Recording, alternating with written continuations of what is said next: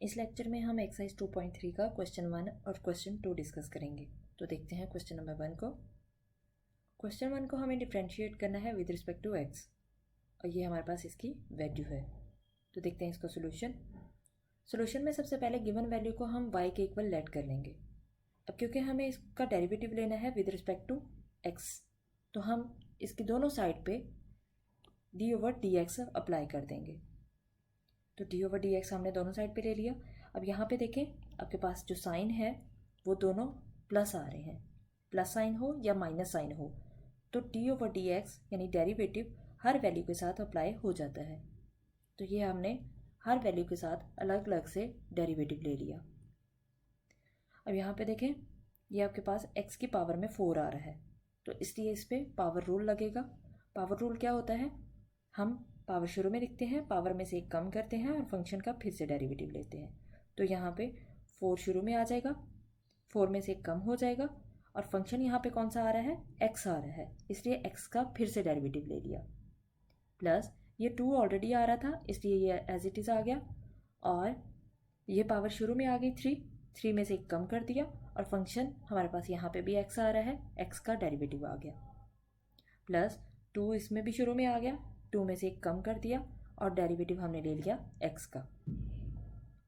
यहाँ पे देखें 4 एज इट इज़ आ गया, 4 - 3 पावर कितनी आ गई, 3 पावर आ गई और d/dx ऑफ x, हम x का डेरिवेटिव ले रहे हैं विद रिस्पेक्ट टू x, तो कितना आंसर आएगा, 1 आएगा। इसी तरह से ये 2 मल्टीप्लाई होगा 3 से, कितना आएगा 6, 3 - 1 x की पावर 2 आ जाएगा। d/dx ऑफ x ले रहे हैं तो ये भी 1 आ गया और 2 x की पावर 2 - 1 1 होता है और ये भी d/dx विद रिस्पेक्ट टू हम x ही ले रहे हैं, इसलिए यहाँ पे 1 आ जाएगा। अब यहाँ पे देखें, जब 1 इन सब वैल्यूज़ में मल्टीप्लाई होगा, इससे मल्टीप्लाई होगा तो कितना आएगा 4x³, 1 इससे मल्टीप्लाई होगा तो 6x² और 1 2x की पावर 1 से मल्टीप्लाई होगा तो 2x की पावर 1। ये हमारे पास इसका आंसर आ जाएगा। अब हम देखते हैं इसका क्वेश्चन नंबर 2। क्वेश्चन 2 में हमें ये वैल्यू दी हुई है, हमें इसका भी डेरिवेटिव लेना है। तो देखते हैं इसका सोल्यूशन। इसमें भी सेम सोल्यूशन फाइंड करने से पहले हम सबसे पहले y के इक्वल इसको लेट कर लेंगे। उसके बाद हमने डेरिवेटिव लेना है इसका विद रिस्पेक्ट टू x, इसलिए d/dx दोनों साइड पे अप्लाई कर देंगे। क्योंकि यहाँ भी साइन पॉजिटिव आ रहा है दोनों पे ही, तो इसमें भी d/dx हर वैल्यू के साथ अलग अलग अप्लाई हो जाएगा। हमने अलग अलग सबका डेरिवेटिव ले लिया। अब यहाँ पे देखें, यहाँ पे पावर आ रही है तो पावर शुरू में हम रूल लगाएंगे, पावर शुरू में, पावर में से कम और फंक्शन का फिर से डेरिवेटिव।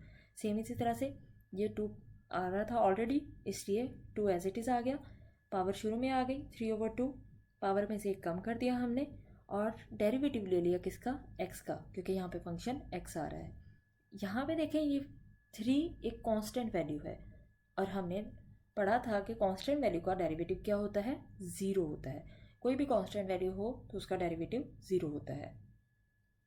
अब यहाँ पे ये 2 से 2 कैंसिल हो जाएगा। देखते हैं इसका नेक्स्ट स्टेप। नेक्स्ट स्टेप में देखें, ये -3 एज इट इज़ आ गया, x की पावर -3 - 1 था तो कितनी हो जाएगी x की पावर -4 और d/dx ऑफ x कितना होता है, 1 होता है, हमने इसकी जगह 1 लिख दिया। माइनस ये प्लस माइनस क्या हो जाएगा, माइनस ये 3 एज इट इज़ आ गया, x की पावर -5/2, ये कैसे आई, यहाँ पे देखें कि आपके पास है -3/2 -1, हम इसका एलसीएम लेंगे, कितना एलसीएम आएगा, एलसीएम 2 आएगा, क्योंकि ये भी 2 है और एलसीएम भी 2 है, तो इसलिए ऊपर -3 एज इट इज़ और माइनस इसके डिवाइड में कुछ नहीं है तो ये 2 से मल्टीप्लाई होगा। -3 - 2 कितना होता है, -5 होता है और डिवाइड वाला 2 उसी तरह से, तो ये आपके पास पावर इस तरह से आ गई है।